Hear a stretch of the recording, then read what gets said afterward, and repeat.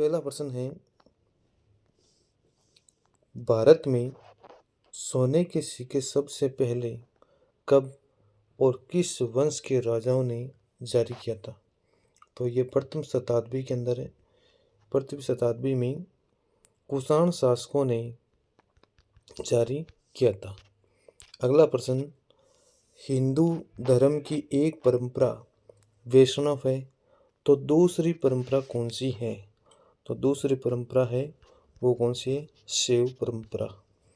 वैष्णव परंपरा का जो संबंध है वो विष्णु भगवान से है और शैव धर्म का जो परम शिव से इनका संबंध है। अगला प्रश्न, लगभग दूसरी शताब्दी ईस्वी में सुदर्शन सरोवर का जीर्णोद्धार किस शक राजा ने करवाया था? तो इसका शासन जो शासक था जिन्होंने इनका जीर्णोद्धार करवाया था वो था रुद्रदामन। कौन था? रुद्रदामन था, जिन्होंने क्या किया था? इन्होंने दूसरी शताब्दी में सुदर्शन सरोवर का जीर्णोद्धार करवाया था।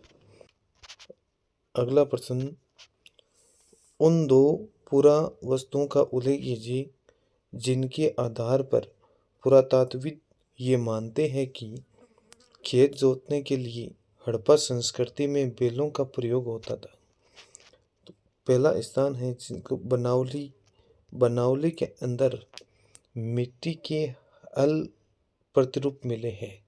यानी यहाँ पर जो हल का जो प्रतिरूप मिला वो मिट्टी का मिला था। ये जो बनावली स्थान है ये हरियाणा के अंदर है। कहाँ है? हरियाणा के अंदर। दूसरा जो स्थान मिला था वो था कालीबंगा। कौन सा?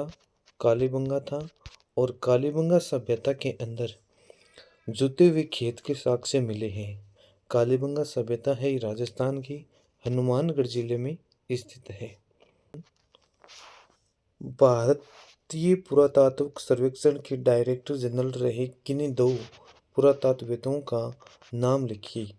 तो पहला रह जाएगा इसके अलेक्जेंडर कनिंघम और दूसरा है जिनका नाम है जॉन मार्शल। ये दो पुरातात्विक थे जिन्होंने भारतीय पुरातात्विक सर्वेक्षण का डायरेक्टर जनरल रहे हैं। अगला प्रश्न है, बहिर्विवाह पद्धति किसे कहते हैं? जो विवाह गोत्र से बाहर होता था उनको बहिर्विवाह पद्धति कहा जाता है। और अगला ये पूछा है कि ये अंतर्विवाह पद्धति से किस प्रकार भिन्न था?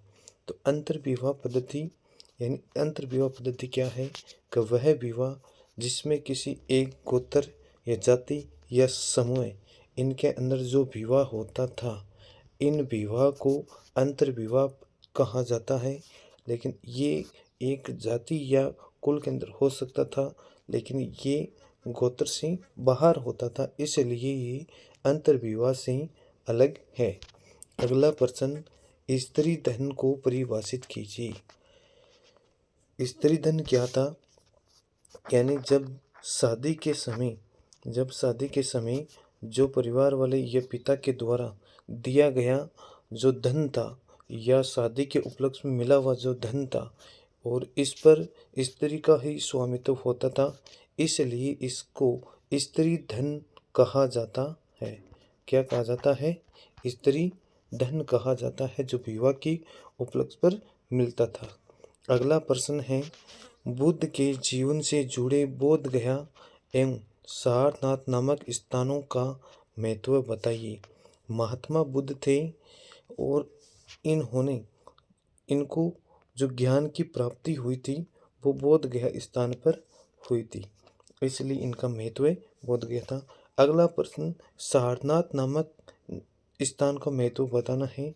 सारनाथ में क्या हुआ?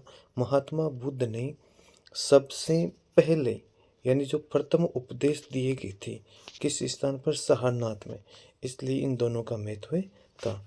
अगर पूछा जाए महात्मा बुद्ध का जन्म कहाँ हुआ? महात्मा बुद्ध का जन्म लुम्बिनी जो गांव है वहाँ पर हुआ था, नेपाल में। फिर अगर ये भी पूछा जाए कि महात्मा बुद्ध ने सर्वाधिक उपदेश कहाँ पर दिए थे, तो ये सर्वाधिक जो उपदेश है वो श्रावस्ती में दिया था।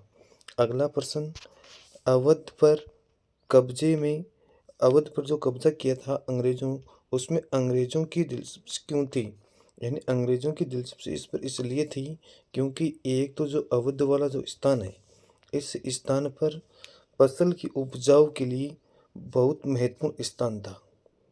और फिर बात की जाए, इस अवध वाले क्षेत्र पर नील की खेती अच्छी तरह से होती थी, इसलिए अंग्रेजों की इस क्षेत्र पर ज़्यादा नज़र रहती थी और इस पर अंग्रेजों की दिलचस्पी रही थी।